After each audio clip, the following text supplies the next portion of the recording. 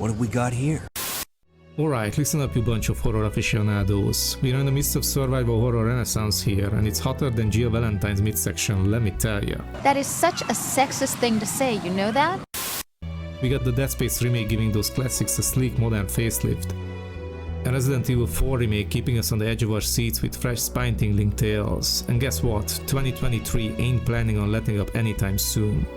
Hold on to your butts because we still got Silent Hill 2 and Alan Wake 2 gearing up to drop this year. But here is the kicker, there's a whole world of indie and AA horror games flying under your radar. Let me put you on to one gem in particular. Just a moment. I found something. Moonglit's Echoes of the Living.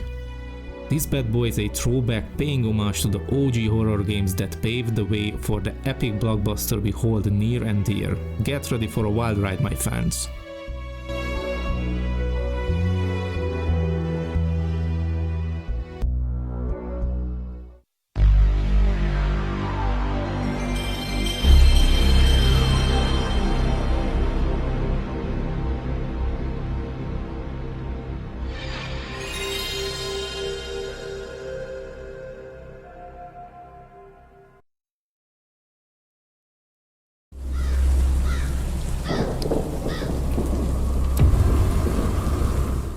Also, in celebration of the survival horror renaissance, let's add some spice to this video with a bit of Resident Evil trivia, shall we?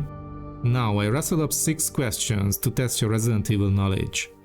Keep your wits about you and let's see how sharp those survival horror instincts really are, as you should be already seeing the first question on the screen. What is this? This is the first round, stay tuned for the answers soon, and for the rest of the questions later down the video. Set in 1996, in a fog-draped North European town. This place ain't a vacation spot, folks. That means turn the folks into rabid zombies, ready to take a chunk out of anyone in their path. You, the player, are stuck smack dab in the middle of this nightmare, trying to unravel the cause while desperately aiming for an escape.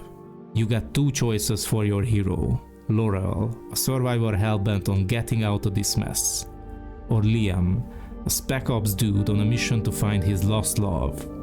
And let me tell ya, the game's giving off serious early Resident Evil vibes, and it does not stop there. Oh yes, and they got voice actors on board for this one as well. One of them is the one and only Kai Morgan from the YouTube channel Ink Ribbon. I haven't come this far to give up now. I can get through this, no matter what. Hang in there, Octavia.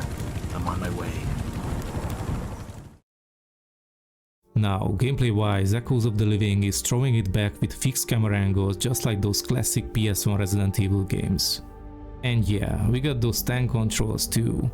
So you better keep your wits about you, cause you can bet your bottom dollar that something nasty is lurking just off screen.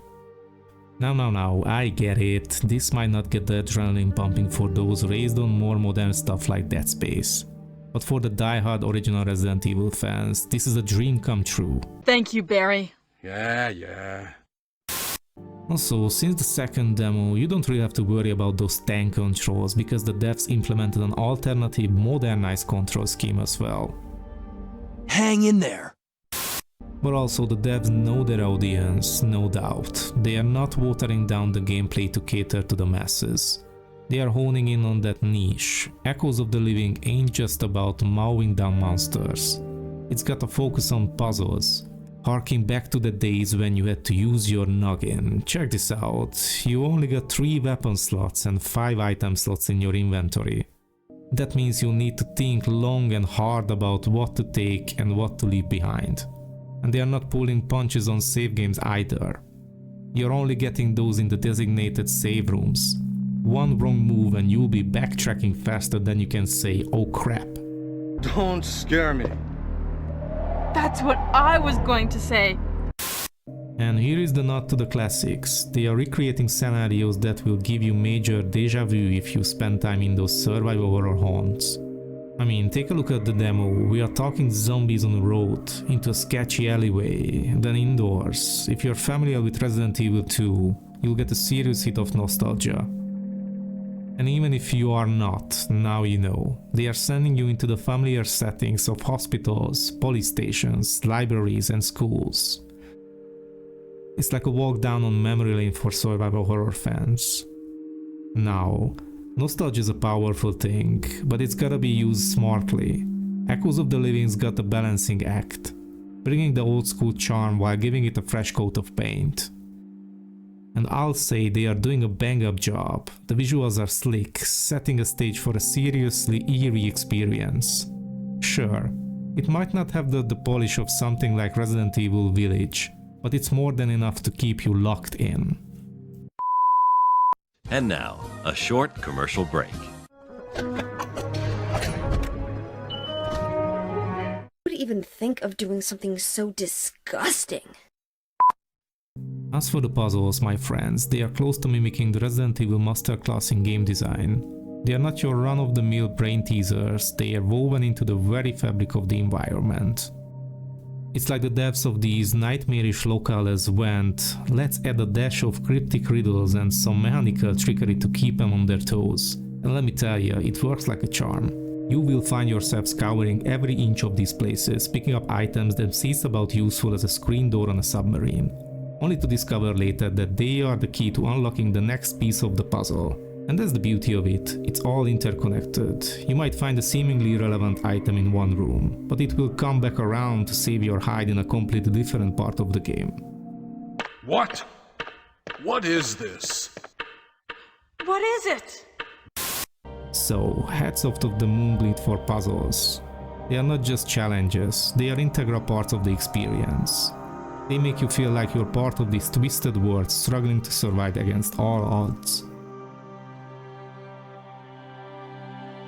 These devs, they have nailed that environmental storytelling that made the classics like Resident Evil legendary.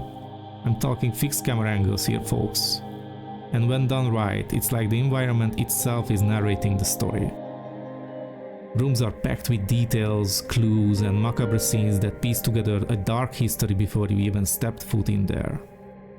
This sets up an atmosphere so thick you could cut it with a knife. You'll be knee deep in this experience. Is this the guy? Now, let's talk about Moonglint, cause they've got an interesting track record here. They teased us once with a game called Residents of Evil Vigil, but sadly that got the axe. They even dangled an unofficial Resident Evil remake in Unreal Engine 4 in front of us. With all that in mind, I would say keep those expectations grounded, folks, but hey, they already dropped 2 playable demos on Steam for this game so far, so there is more than a glimmer of hope, I would say. So in the grand finale, Echoes of the Living is like a love letter to those 90s survival horror classics. They have taken those old school mechanics, dusted them off and given them a fresh coat of paint without losing that vintage charm. And the end result, she is a beauty, folks, and I'm chomping at the bit to see how it all pans out when this bad girl drops in early 2024. So you can slowly get ready for this wild ride, really. Until then, I'm Gabe, and remember, keep gaming.